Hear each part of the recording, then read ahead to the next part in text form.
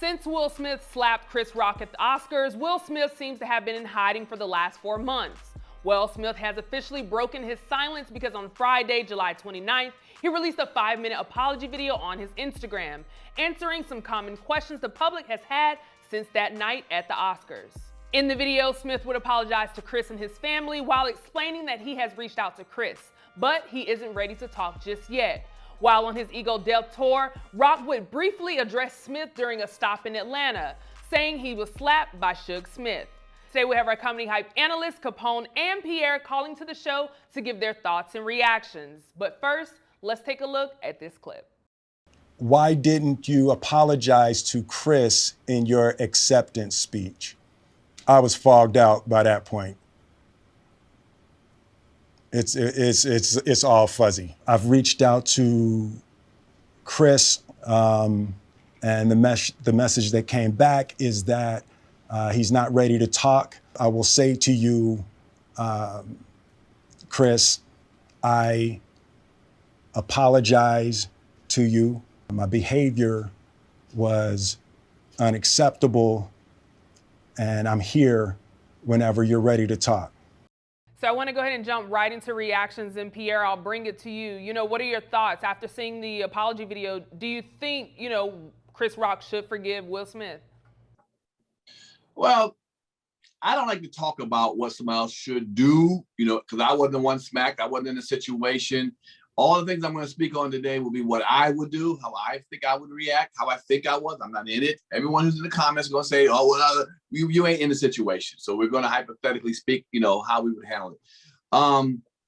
I think Will was sincere, very sincere. And I think, if it was me, I want to get past it because I don't like to see two black men of this kind of perpetuated, stereotype of being violent, being bad. We can show that we can forgive and come together. I would forgive him. I would move on so we can move on with this and not let this thing linger on for a long time, if it had been me. Capone, I'll bring that same question to you. What are your reactions to it? And after watching it, do you think Chris Rock should forgive Will Smith? Of course he should forgive him. I think Will was very sincere.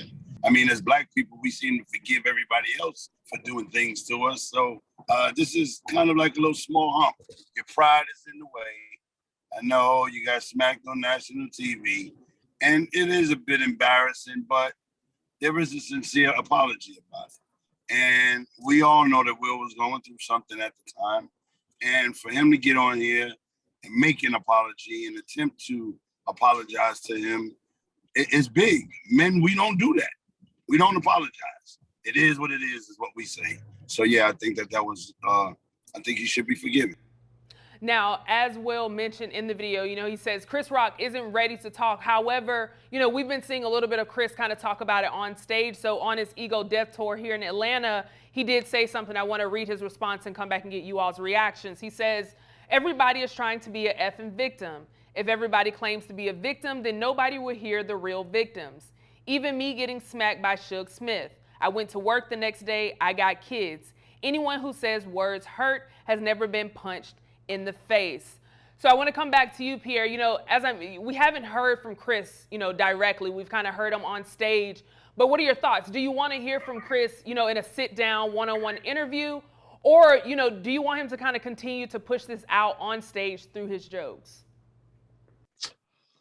Being a comedian, that's a lot of funny jokes, you could turn it into. Maybe if you're the victim of it, you don't think it'd be funny, but I was shot 3 times. I was a victim of being shot. I made it into a classic joke. Chris is intelligent enough to make anything into a joke.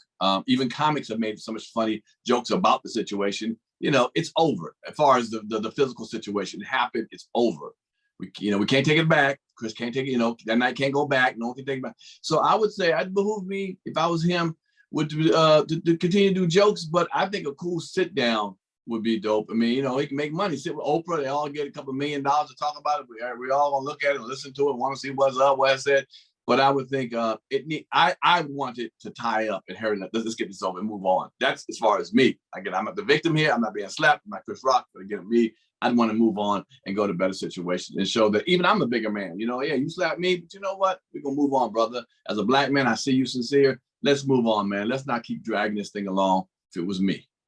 Capone, I want to come to you. You know, this is an indirect response that we're getting from Chris. You know, we haven't heard anything directly. We haven't seen any conversations.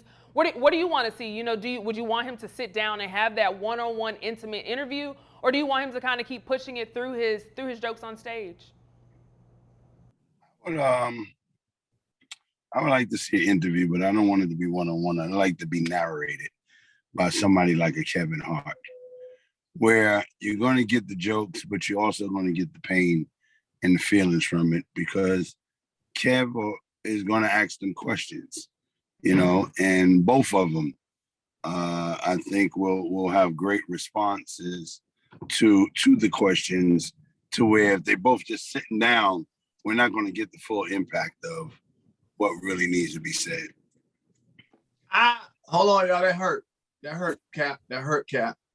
You know I got a dope ass podcast. You can't say I sit down with him. God damn, you gotta go with Kevin Hart, man. Y'all know his family. Y'all not watching my podcast. The dope questions I asked. Oh, come on, Cap. Come on. You do a great job. You absolutely do a great job. I don't feel like with Cap.